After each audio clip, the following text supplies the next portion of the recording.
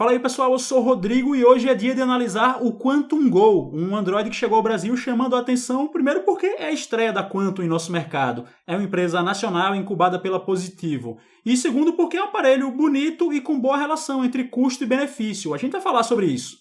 A beleza do Quantum Go tem sido quase unanimidade internet afora, ele é um aparelho fino, com vidro na frente e atrás, bordas de plástico arredondadas que se parecem com as de metal de um Galaxy S6 ou as de aparelhos da Sony. E eu só acho que ele peca no aproveitamento da parte frontal, já que tem bordas relativamente grandes em cima e embaixo da tela. Talvez um efeito colateral da finura da carcaça. Por falar em tela, ela foi a primeira coisa que chamou minha atenção, porque usa a tecnologia AMOLED ao invés do LCD. E isso garante cores vibrantes a ela, com uma saturação alta, além de economia de energia como extra. Para quem não curte as cores fortes, o modelo 4G tem até uma função embutida, a Mira Vision, que permite a calibração disso, o que é ótimo. Mas para mim, a real questão dessa tela é que ela parece usar aqueles painéis do tipo Pentile que a Samsung usava na época do Galaxy S3. Certo, Rodrigo, e o que isso significa?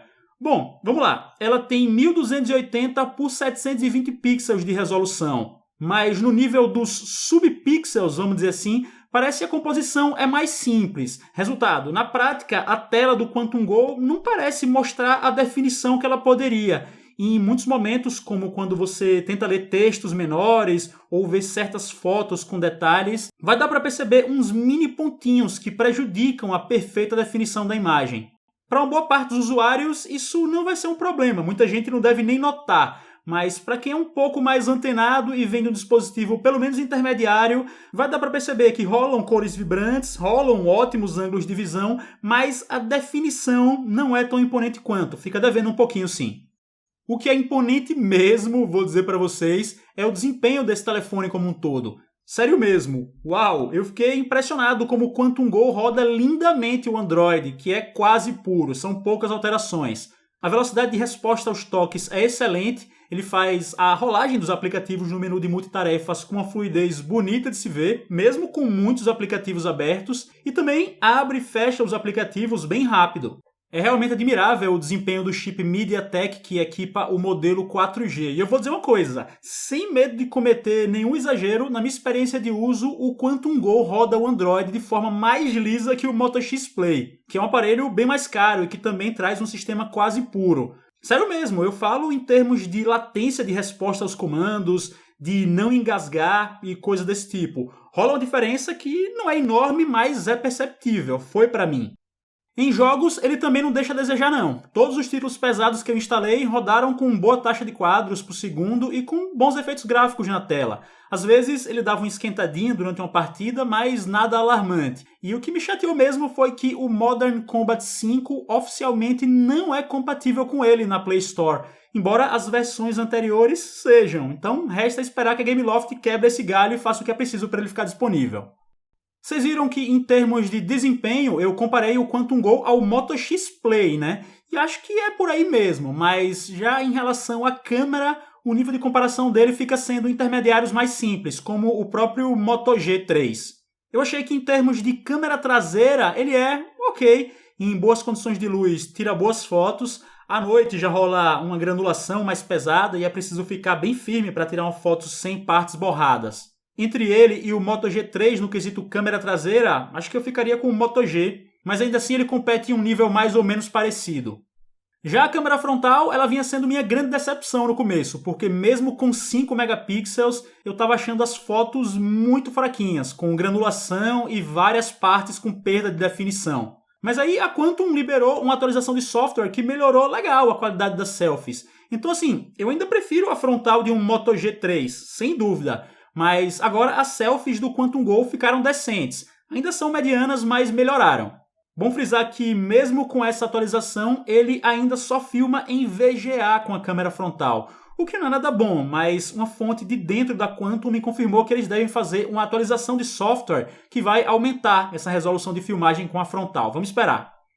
E eu tenho usado quase sempre o aplicativo de câmera do Google, porque achei que o software da câmera do Quantum Go é meio confuso, com um monte de coisa escondida em submenus e tal, só para tirar foto em modo noturno, que eu usei esse aplicativo padrão que vem com ele.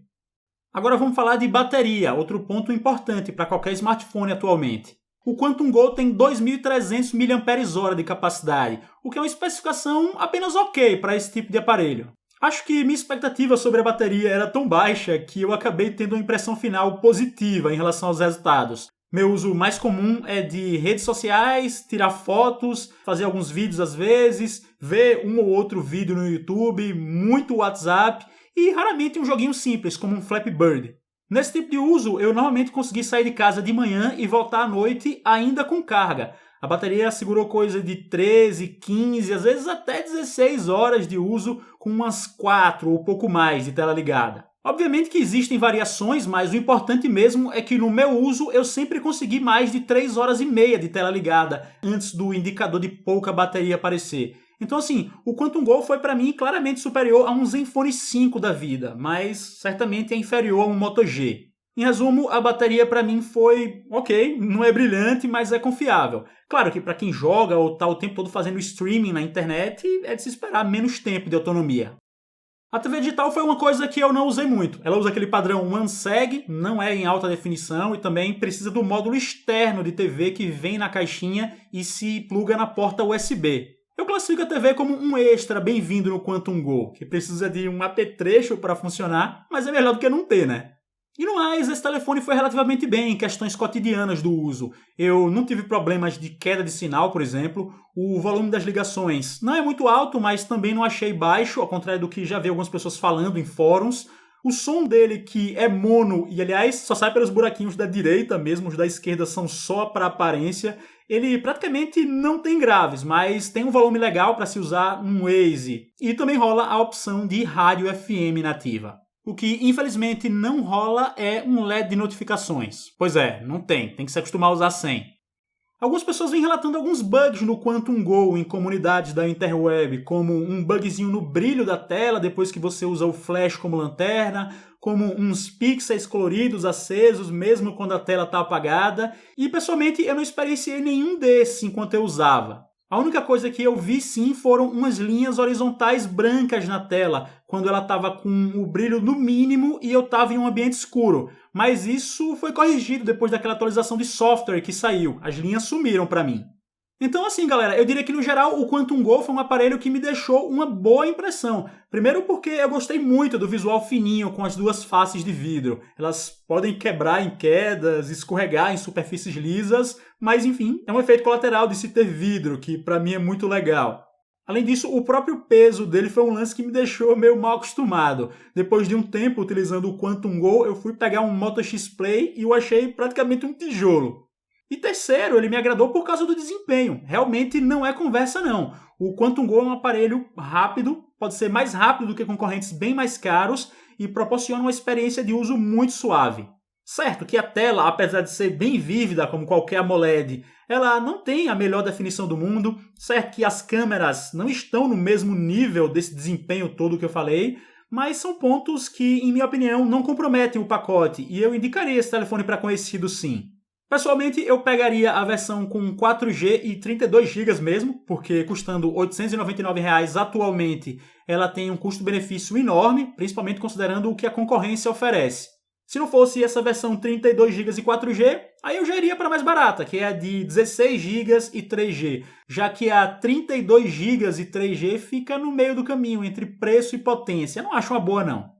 Vamos ver como é que a Quantum vai se sair com esse lance de assistência técnica, com pós-venda, com as atualizações do Android que eles indicaram que fariam, e por que não com futuros celulares também.